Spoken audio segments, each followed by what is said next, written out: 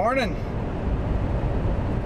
It looks like today is going to be one of the first halfway decent working days that we're going to have this season. So we're going to do something different than just hauling grain, paying bills, or planning for next season. Don't get too excited though, we're still 2 months away from planting season. Just going to lay the groundwork here as we move forward. As many of you are aware at this point, our new John Deere DB60 soybean planter is in at the local dealership. As a matter of fact, it's more than that. It's actually pretty close to set up and ready to come back to our farm. Meaning that we need to get our trade-in ready to roll off this lot. And that old gal, this 2014 1790 planter, is ready to go. We gotta get this thing out of here. For those of you who don't know, these types of planters are the worst ones to hook up. I'm excited to have a DB because it's a drawbar planter. This is a 2-point or 3-point planter hookup, so we've got multiple things to do. We are gonna pull the doors open and see what we're working with. I was at the Louisville Farm Show this weekend. It was a pretty good time. I brought my camera. I had intentions of filming, but there's just so many people, and filming when other people are looking around and trying to get good content is just kind of awkward, and I didn't do it. But shout out to Bob from the tractor pull. He sat next to me, big fan of the channel. Didn't get a picture with him, but I wanted to say hi, so hi Bob. All you need to get going is a little bit of sunshine, warm weather, and a nice sprinkle of caffeine. Sometimes I wonder if my dad puts a little something extra in his coffee in the mornings based on how he parks some of this stuff.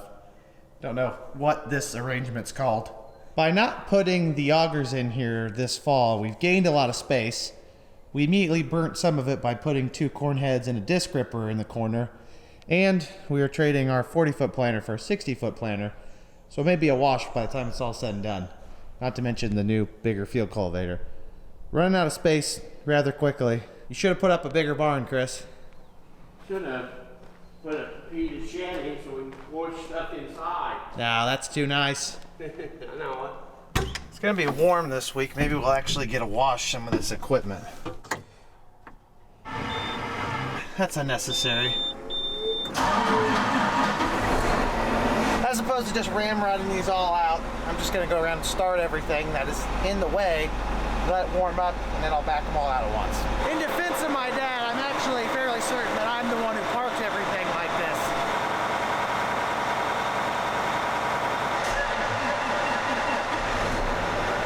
Effortless start so far for the first 2 4-wheel drives. I'd say that's a good sign for our outlook on batteries this year. I'm not saying that I have a favorite. It's this one. As it currently stands, this 9620R is not going to pull the brand new field cultivator. It's going to pull the 2019 2230 FH. They're the same width, so it doesn't really matter. It's just an ownership thing. My dad owns that one in the corner, and he owns this tractor, so we're going to put them together. And then this one's my dad and his brother, so they're going to run that one. Probably pull it on the older of the 29460Rs, which I think is that one. One thing that needs to be done before we get too far into spring preparations is try to hook up the 9460R to this field cultivator to make sure we have enough connections, all the fittings are right.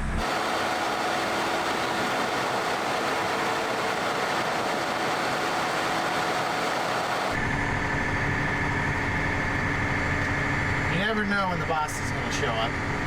Well, I'd say he brought that tractor over for us to move the planter.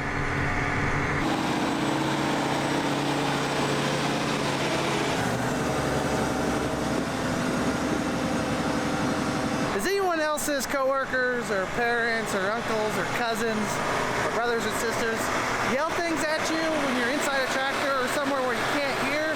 You have no idea what they said or what they wanted you to do, but they assume that you understood. Happens to me all the time with Marty.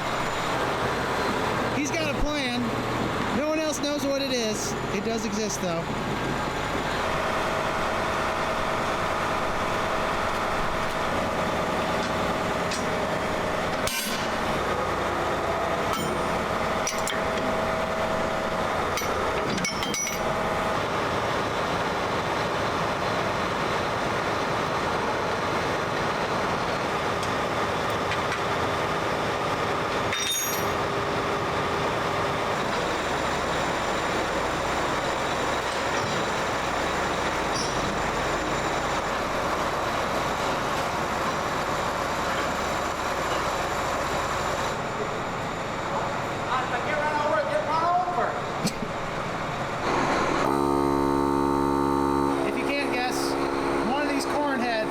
out next.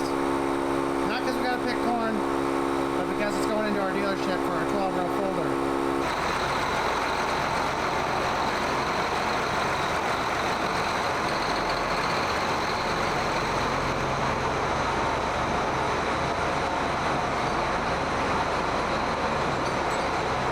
Okay, nearly all of our tractors are outside. New field cultivator's out of the way. Planter's halfway out of the barn. We've got some more to do on that. First thing we're gonna do though is pull the western corn head that's against the edge of the wall out.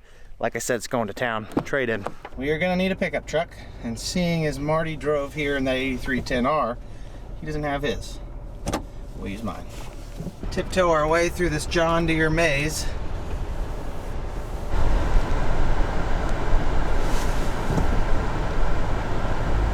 Dad's moving the 310 out of the way in the planter so I can pull this east corn head out and get it moved over where Chris is standing, which is easier said than done.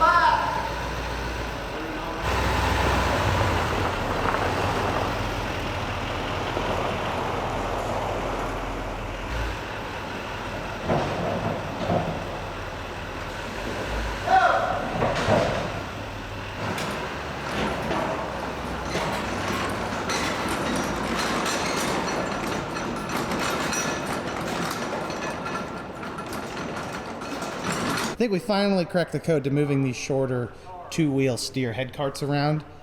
You get them kind of where you want them, you unhook, you readjust the tongue, you readjust the pickup, you keep moving. As opposed to trying to pull up, back up, pull up, we moved that one in without ever having to pull up, which either we're getting better or that was just an easy job. Dad and I have created a bit of a traffic jam though at this point. Typical when you're moving everything out of the barn. We don't have a big enough footprint on our lot. Not enough rock, and it's still kind of wet in the grass, so we don't kind of stay off of it, meaning we just get a ball back here. Yes. Needless to say, Marty's done this a time or two.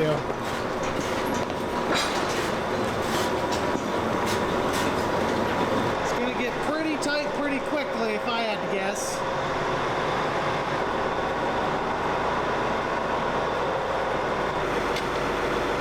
So just unhooking it here. Other way.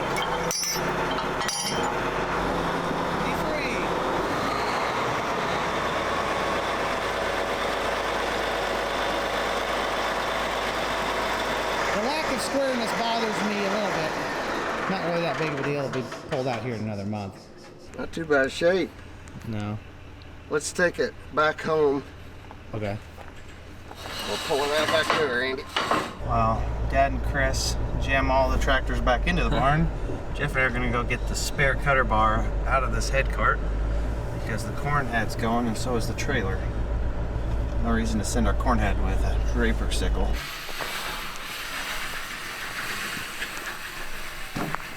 We about to the end. This is longer than I remember them being. What in the world? They're two of them bolted together. This is like a magic trick. Our head's a dual knife drive, so it's got one on both sides. This could be from our old draper. Yeah, it is.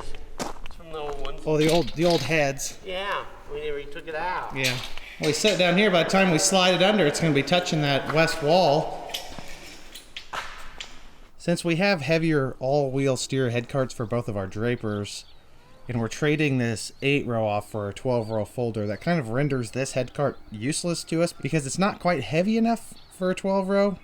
So we're going to upgrade this at the same time so we can store that C12F corn head or have somewhere, if we're going a long distance, like an hour plus on the road with a combine, we might need a head cart just so we can zip it down the road and keep the weight off the front end of the combine. 5-10 miles isn't very long for a 12-row folder on the front of a combine, but you go 20 or 30 miles, it's a lot of weight on the feeder house and on the front tires. It sure is going to be bittersweet watching this old planter go. Put a lot of beans in the ground with it in my course of time here on the farm. This split row planter has been in our operation since I came back full-time from college. That was my main spring job, was running this, getting our soybeans on the ground. Initially, we planted some on 30-inch rows with the big planter, and then we did more of our marginal, highly erodible acre with this planter because the narrow rows do perform better on lower quality soil most years. This has been a phenomenal planter for us. We're just looking to upgrade capacity and have a few more bells and whistles to increase our productivity and quality of work on our soybean ground. Before this leaves for good, we do actually have to do one more thing. We traded this off on the assumption, or told the dealership, that we're trading it with a full set of rubber closing wheels. We have these aftermarket spiked copperhead furrow cruiser closing wheels that worked really good. Our new planter is coming from the factory with a full set of something similar to this. So we don't need these for the new planter. However, we would like to have them on our corn planter. We're going to go around really quick, or as quick as we can get it done, and unbolt all of these spiked ones, taking the whole assembly, including the bearing, the plastic, all that, as opposed to undoing them and trying to reattach a rubber part and move this over to the corn planter. This planter probably has more acres on each row than the corn planter does. I personally, for one, don't want to go back and have to attach these rubber things. It's a nightmare to put these into the holder. The assembly is easy to put together, but putting these rubber things in, practically need two different vices at one time because they're kind of compressed in there. Chris and I, or whoever shows up to help, we're just gonna go down the row real quick, zip these off. One side is reverse threaded. Has something to do with the way it spins. I'm taking guesses right now. What size is that? I think that's about a 21, 22 maybe? I might be wrong. Let's try a 23 and a 24. Oh yeah, I was way too low on that one. There we go. The 24. Feels good to have this nice 50 to 60 degree weather. I would imagine that it's going to be short-lived, seeing as it's only mid to late February. It'll probably get cold again. Okay, let's see. This would spin this way, going through the field. So I would imagine it's going to loosen that way. Come on.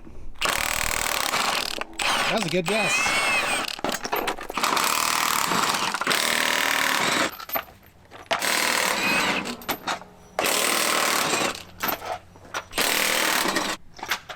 One thing I just remembered as I was undoing all the wheels that we'd put on is that we'd added 2 extra washers on the spiked closing wheels because they're a longer or have a larger diameter.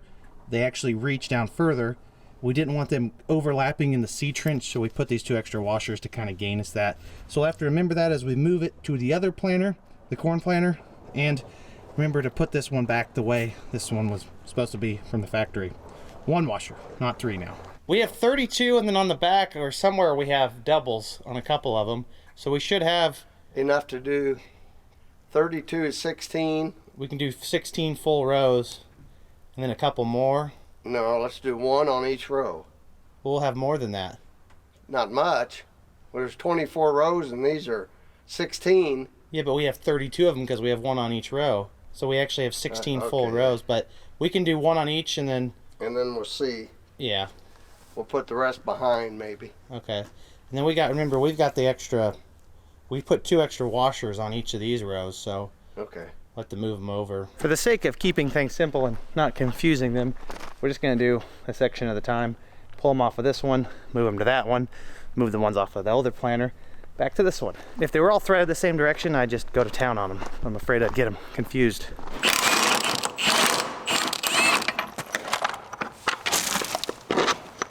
So we basically got enough to do every one of them.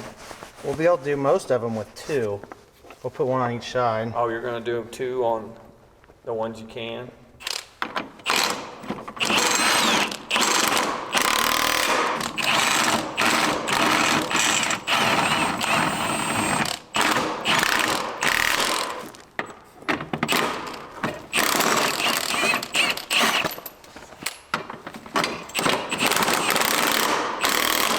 6 down, 40 plus to go. I can understand why people like working on concrete more than rock. Still waiting on Uncle Jeff to put a nice concrete shop in. Yeah. Your granddad. What? We had concrete bought for back at the shed, and he put it up at his house. Well, you can't blame him. No. We were gonna put it out their shed, and I'd have stuff to work on the field cultivators with. Where'd it go? We're zipping right along. The high dollar help showed up.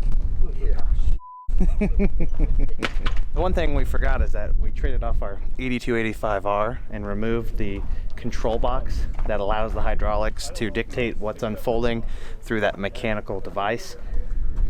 Now, Dad claims we didn't forget it. Regardless, it's not on here. The 8310R runs the ExactEmerge planter, which is all controlled through the 2630 display, meaning it does not have that device, and this planter cannot use that display to unfold. Basically, we just can't unfold it without that installed, and it's not easy to install. So Dad's been going around on the ladder, doing the top ones, getting them off. I've been crawling around the ground, getting the bottom ones off and the split rows in the back. Personally, I'd probably rather be on the ladder than under there. That is one thing that I'm not going to miss about this planter, is doing anything on these inside rows on the back. The new DB60 planter, every row is going to sit right next to each other. Although the entire planter is going to be wider in the back, it's going to be more of a bear to transport down the road. It is going to be easier to get to the rows. For the most part, we did like how these spiked closing wheels performed. I didn't have any hard data, no side-by-sides or anything like that. It definitely did appear that they did a better job closing the seed trench, more specifically in more wet conditions when the soil's probably a little bit too heavy to be planting, or just a spot in the field that might be a little bit moist. For the most part, I think it's worth the money. A lot of good data out there that shows that they outperform your regular wheeled closers. We're going to have a full set on the new planter, and then we're going to have quite a few rows with a full set on the 24-row high-speed corn planter, because we are removing them all and putting them back on the other one. As they say, time flies when you're having fun. I'm going to run home, grab some lunch. We're going to get back to it, finish this. I don't know if we'll take this planter into town today or not, or when we'll bring the DB60 home, but I believe it's pretty close to being done. This is a real problem with living in town and not at the farm. My 10 to 15 minute drive one way, anytime I go back and forth, really adds up over the course of a work week, a month, a year, multiple years. Think of all the valuable things I could do with this 25 to 30 minute passage, like take a nice nap. And we are back in action. Only took another 30 minutes beyond what we did before lunch this morning. All but 12 rows, so half the planter, have the spiked closing wheels. Dad mentioned that he'd probably just go ahead and get enough to complete the remainder of the planter. Since 12 rows are fully equipped, no reason to have the other 12 just not doubled up all the way on the back, especially with something that on paper seems to perform very well, at least in the yield trials where people actually look at it in depth. Besides, what's a $50 or $60 closing wheel on a couple $100,000 planter? I'm more of a fan of this parking job than the way it was when I opened the barn this morning. That's pretty photo-esque. Well, folks, time for one last ride with this old girl. She's been good to us. Never really had any major issues. Blow a hydraulic line here or there, chains hopping, blower fans punching a hole. All things that are actually relatively easy to fix. So can't complain about that. That's one of my concerns with the new planter. I'm not going to be as well versed in maintenance as I am with this thing. Always been treated well, stored inside, and never really ran that hard. So whoever gets it is going to be getting a great planter. And I'm optimistic that the planter we're trained for will be even better, more productive. It's been a good run, old pal. Time to take you into the dealership. I guess that our John Deere salesman's been on us, because the person that this is sold to, who is a little bit ways away from here, has been bugging him for the last couple weeks about whether or not he's going to be getting this planter. We're going to drag it into town. That way they can get it on down the road. I believe it's going to Vincennes. And, you know, maybe he can get preparing for planting season. I do understand the concern, because late February turns into March pretty quickly.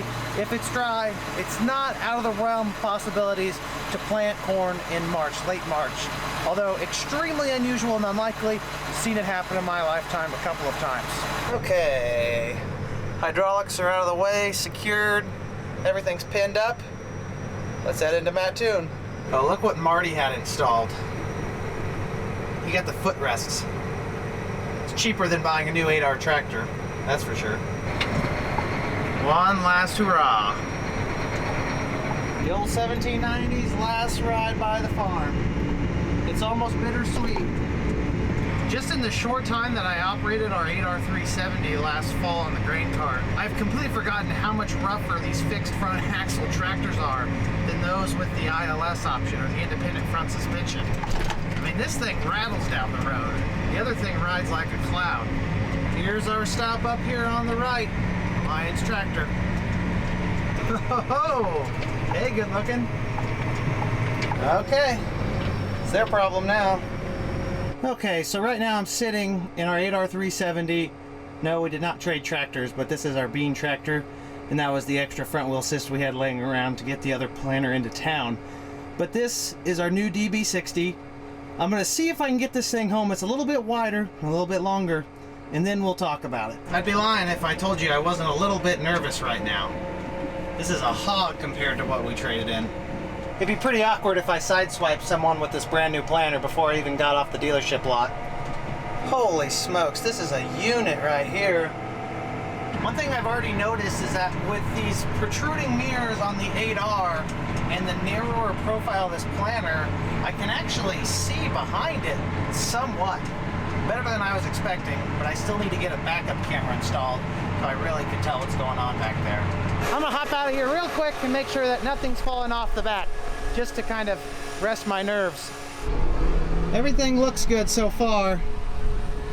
Completely different planter design right here, so just a little uneasy. My dad just went zipping by to the south with the 8310R, so that'll be home too. I'll probably have to give him a ride back. Then we can take a look at this planter. I'm just gonna go ahead and say it. If I wasn't already excited enough for this planting season, my excitement has just kicked into a completely different gear. The endorphins right now flowing, thinking about all the acres we're gonna cover with this DB60. Whew, it's almost go time in like 8 weeks. So not almost go time, but it's getting here. It's close. I mean, how could I not be excited though? Just look at this thing. They'll probably be a completely unreliable, overpriced piece of junk. But we'll cross that bridge when it comes. Alrighty, time for Mailbox Alley. I may make it through this time, but eventually I'm gonna smoke someone's mailbox with this planter. Good news, made it home. No mailboxes that I know of. The maiden voyage is complete. We'll do a quick walk around on this while it's folded up and then go ahead and unfold it and show you the working width. For those of you who are unacquainted with the tractor and equipment market, this is a 2023 John Deere DB60 planter, meaning that it is a 60-foot drawbar planter. Our old planters and the one we still have in the barn are 3-point connection planters, or 2-point really. This one is a little unusual because it's much heavier and it carries all of the pull through the drawbar. Because of that, we've actually added an extra support underneath the standard stock drawbar, because the added weight of this planter has been shown historically to bend those drawbars. So I don't know if that was a dealership recommendation or John Deere. That's what we did, so shouldn't have any issues there. This DB60 planter is a 36 row on 20-inch spacing. You can plant corn and soybeans on 20-inch spacing, but we're just gonna be planting beans. The main reason for going with the 20-inch spacing versus 15 like the planter we just took into town, first and foremost, you're gonna have reduced weight. You got a lot less rows, 11 to be exact. The DB60, the 60-foot, 15-inch row planter, is a 47-row planter. To be completely honest with you guys, the weight does matter, a lighter footprint on the ground. The real thing was that going to the 5-inch narrower row setup, the extra 11 rows, was gonna be over $80,000 more. And we thought for $80,000, we can let our soybeans do another 5 inches worth of work out in the field. Disregarding my dad and Jeff, they're working on some brotherly bonding project over there. The data is pretty consistent that 20-inch rows can hang with 15s even in a tough environment, and sometimes can even do better. Compared to 30-inch rows, which is technically the standard for soybeans around here, 20 inches are still narrow rows. We'll have the advantage of quicker canopy and hopefully superior weed control versus the wider spacing. And then, like I said, you've got the weight aspect. I don't have hard numbers, but I can guarantee you add 11 rows to this machine right here, it is going to get a lot heavier, and it's already stout. This is equipped with the Max Emerge 5E row units. It is an electrically driven row unit, singulated by an electric motor. However, unlike our ExactEmerge planter, which is really the premium version of this, it does not have the delivery brush, ensuring proper seed fall from the plate down to the ground. The belt delivering is what is technically the high-speed component.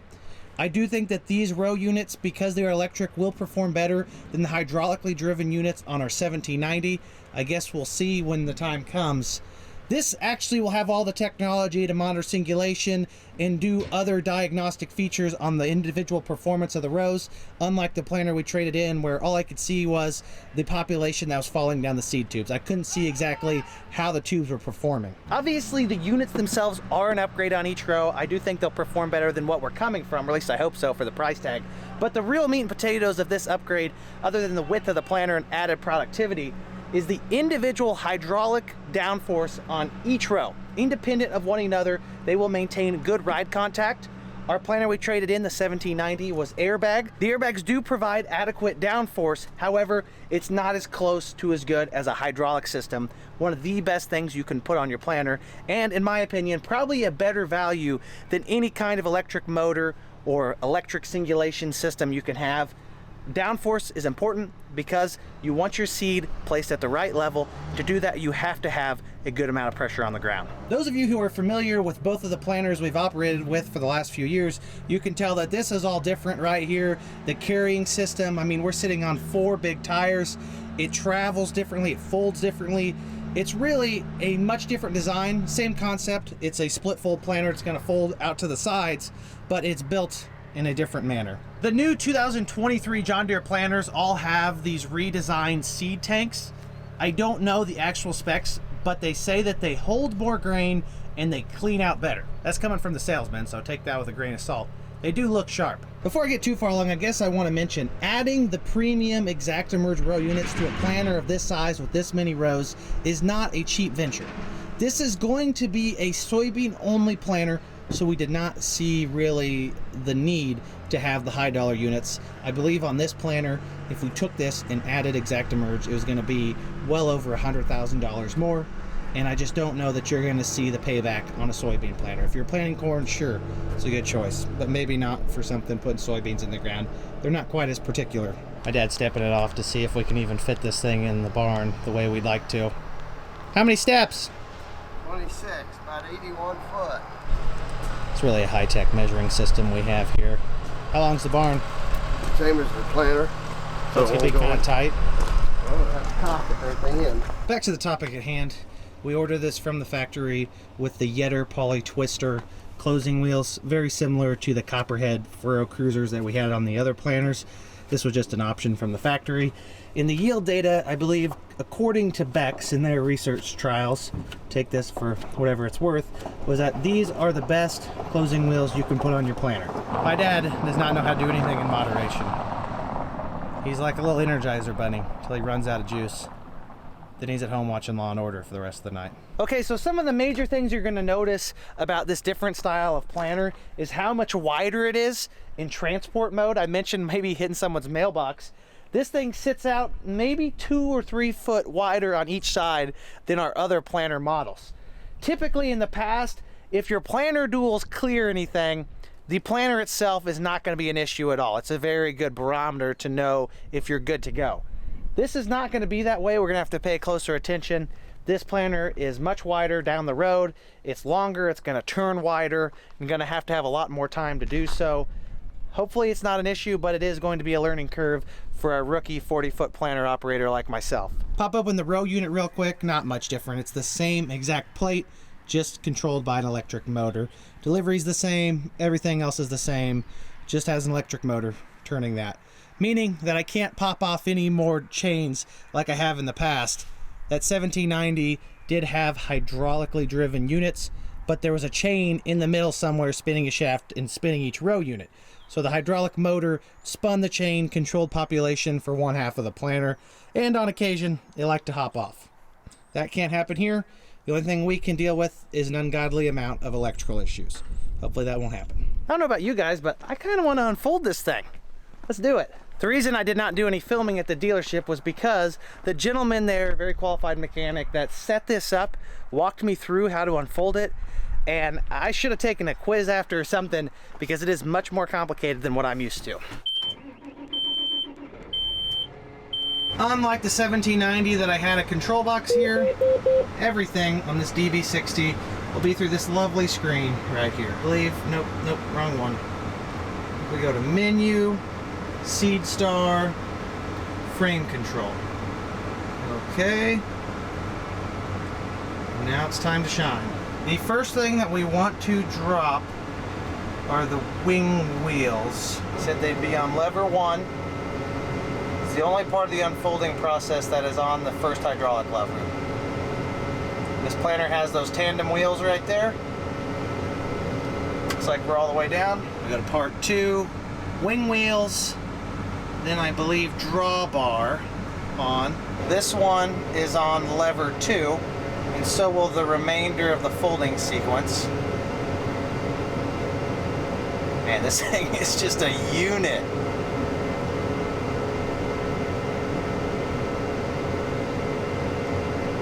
This big cylinder you see right here, that's what replaces the 2-point hookup.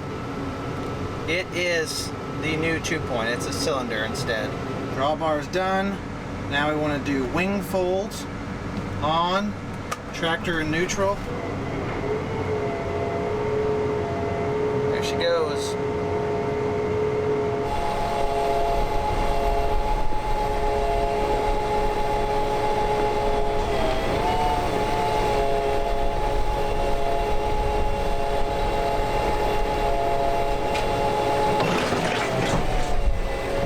That is what this 60-foot wide DB planter looks like unfolded.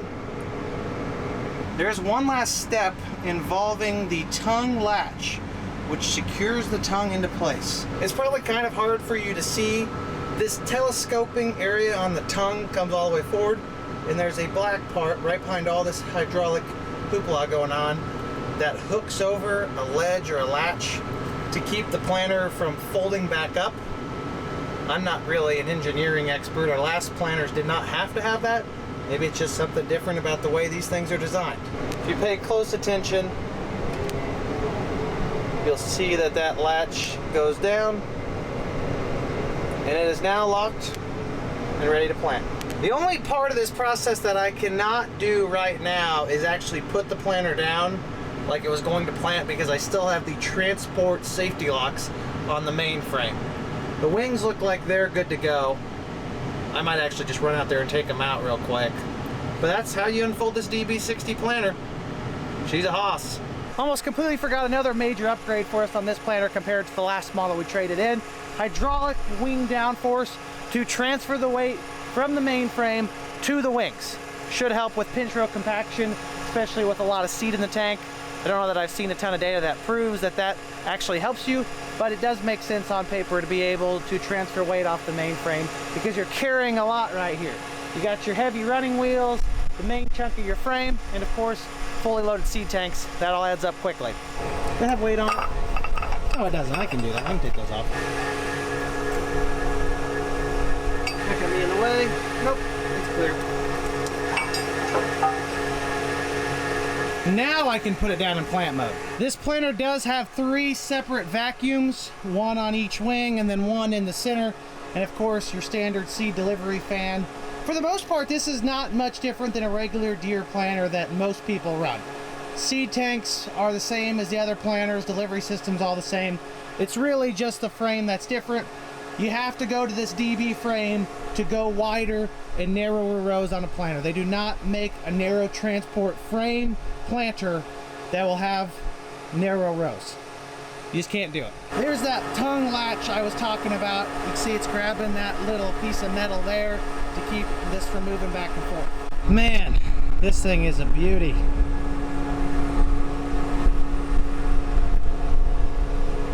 There's that center section vacuum there. Normally planters, even the 60-foot narrow transport Deere planters, only have 2 vacuums. This one has 3. Must just be something different they do with the DB planters. Actually, it's probably a frame thing, because the frame is actually used as part of the vacuum infrastructure. This has a different frame design, so maybe they just couldn't make it work with 2 vacuums they needed a third one. And here is the same view of the planter just from the other side. DB60. I'm excited for planting season. I know that some of you will probably comment and ask why we needed to make this upgrade or why we went with slightly wider rows. This extra 20 foot of working width on our soybean planting side of the operation is going to add maybe 20 to 25 more acres per hour in productivity, which is huge. I'm a very big believer in early planted soybeans, covering acres and maximizing the amount of vegetative growth before you run out of sunlight. Soybeans are not like corn. Field corn grows on a cumulative basis.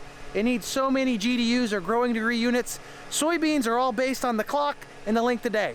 If you don't get them planted till June, they're not going to yield as much as if you could have got them planted in April, or at least most of the time. Pretty consistent data to show early planted soybeans are always going to be your best. That is why our operation is investing to cover as much ground as quickly as possible and to do so in a very high quality fashion. That's pretty much all there is to it. I'm going to add a few things, some cameras on it, maybe some extra lights. But for now, we're going to fold this back up and pull it into the barn so it can stay out of the elements. When you spend this much money on a planter, you kind of want to keep it out of the rain until it's go time.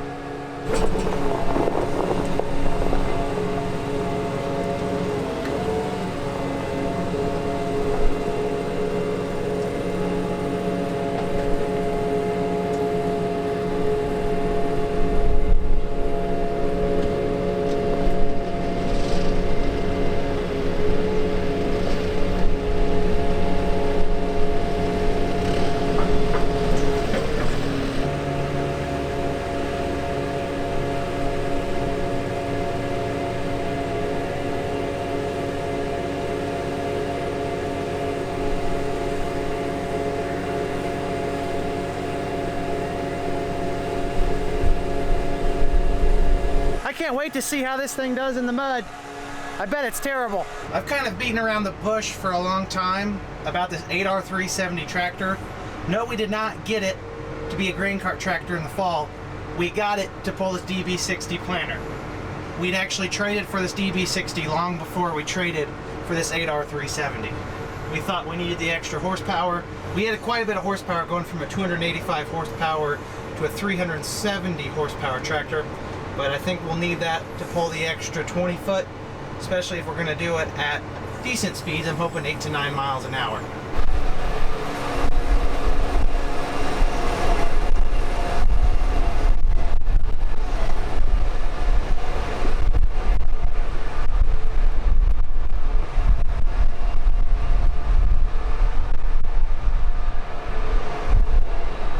That's not going to work. The door won't even close. You have to shuffle something around. Maybe I just needed to swing it a little bit wider and then cut it around. I'll try that real quick. If that doesn't work, we'll maybe pull it out one of the big tractors so I can pull straight in and then cock it at the end.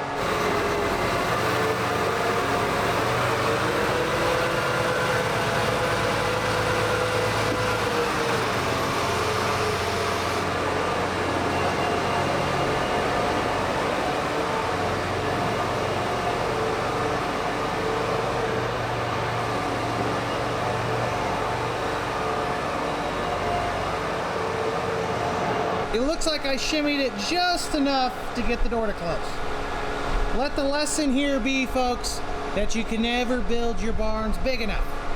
You never know when you're going to buy a DB60 planter and need more space to store things. Parking in the shed is going to become a major issue when we get Dad's 60-foot ExactEmerge planter out.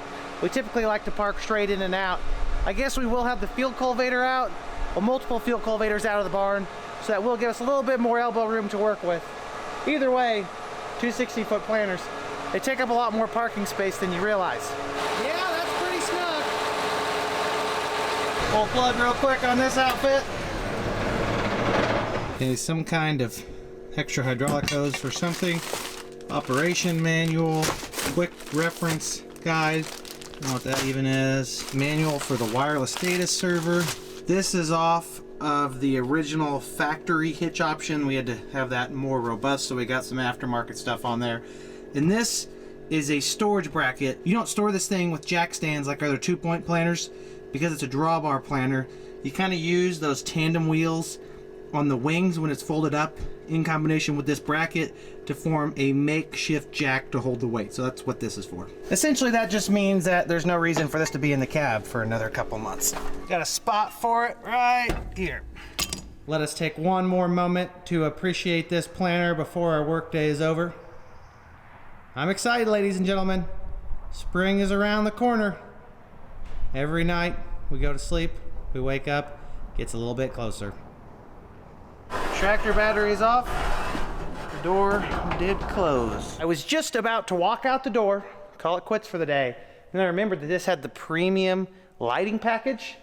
And curiosity is getting the best of me. It is the planter showcase day. Why don't we fire the tractor back up and see what these lights have to offer. I believe this switch right here controls those extra lights. It isn't exactly pitch black in here, so you're not gonna get the full effect. You'll get the general idea though. We like to leave a little gap for the mice to get in. You don't want those little friendly things that are non-invasive nor destructive to get cold outside. Key on.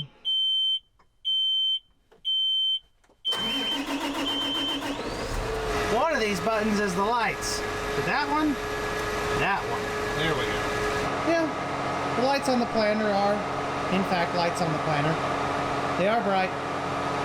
Not exactly like showstoppers or anything. Should help when it's dark out and you're trying to fumble around fixing your broken row units or put seed in the hoppers. Okay, that's probably enough tomfoolery for the day. I'm wasting engine hours just letting this thing idle so I can see the lights. I may or may not have told you in the previous video, which I do believe I did, that we're going to be building another 48-foot diameter bin directly to the south of this 48-footer. So it's going to be the same diameter, few rings taller though, which is something we're going to have to tackle at a later day because our augers may not hit anything taller than that. For reference, that's a 36. You're holding, let's say, 25,000 bushels in that. That's a 48, maybe 40,000 bushels. And this slightly higher 48 that we're building to the south is projected to hold about 50,000 bushels of dry corn. So a pretty good chunk of storage for us. Anyways, folks, that's definitely going to be it for this video. I appreciate you all tuning in and continuing to support the channel. Your viewership means the world to me. I'll catch you guys all in the next episode, but until then, make sure you like the video if you enjoy it, subscribe if you want to see more, and comment down below if you have any questions. You know I love to talk about farming. Have a great day, everyone. Peace!